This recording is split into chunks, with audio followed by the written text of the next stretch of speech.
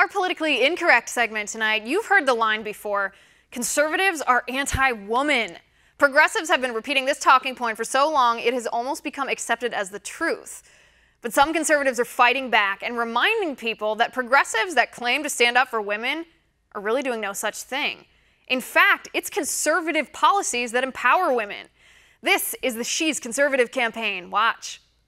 Conservatism empowers me through freedom. It allows the individual to choose what's best for them, not the government. The values of conservatism are very uplifting.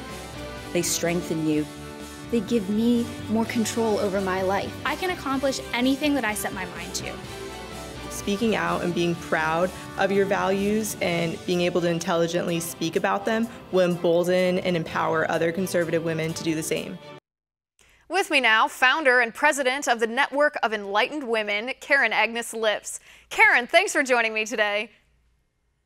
It's great to be with you, Liz. Karen, I love this campaign that you guys do every year. I was excited to get the ShesConservative t-shirt. Look for the picture of that coming up soon. But tell me about how and why you started this campaign in the first place. Well, thank you first, Liz, for participating in it. You know, it's time to shatter stereotypes about what it means to be a conservative today. Too often, people have a stereotype of that, and it doesn't include a lot of young people or women. And so we're here to stand up and proudly say that this is what conservatives look like. And it's a lot of young people and a lot of young women. Right, and it's not just an exclusive thing where young women are excluded from the stereotype of conservative. Any young woman who is conservative is inevitably labeled as a bimbo, as heartless, as self-loathing, misogynist, dumb, you name it, all these negative stereotypes that come along with it. And not too many that I've met personally actually fall into those categories.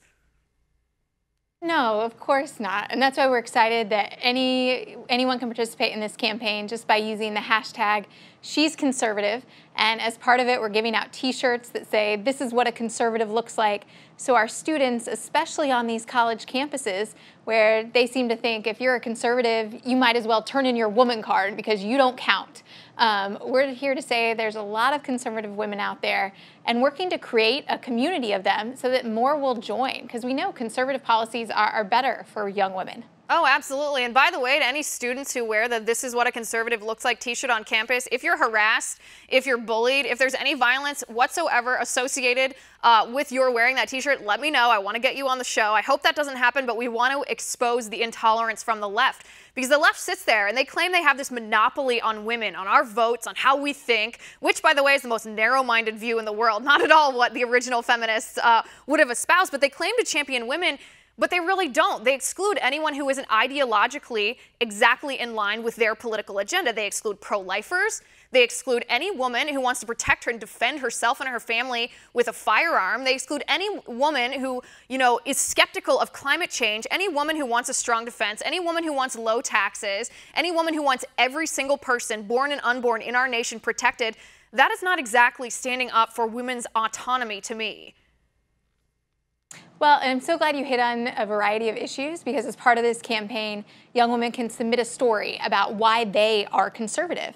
And it's great to see the diversity of views, from educational choice to strong defense, just a number of issues these women care about. And this year, we're actually offering a $1,000 scholarship for both high school seniors and college students that they can win by submitting an essay, because we really want to showcase the diversity of views. And as you highlight a lot on your show, Liz, we see that the feminist left is not tolerant and doesn't celebrate intellectual diversity. I mean, that's part of the reason we have to have the whole campaign, is that they're so small-minded and not open to true intellectual diversity. So we're trying to showcase that there are a lot of strong women out there, and there's a lot of strong conservative women out there, and they should be celebrated. Absolutely, and I love that you're busting this stereotype, because it's such an insulting stereotype. And I mean, I tweeted about this actually a couple of weeks ago, because I had made an intellectual argument on Twitter, and the response in my timeline afterward, so many of the Democrats, and they were a lot of male Democrats too, they were criticizing my appearance. They weren't criticizing my argument. They weren't criticizing, anything intellectual, the logic of the argument. They were just criticizing what I looked like.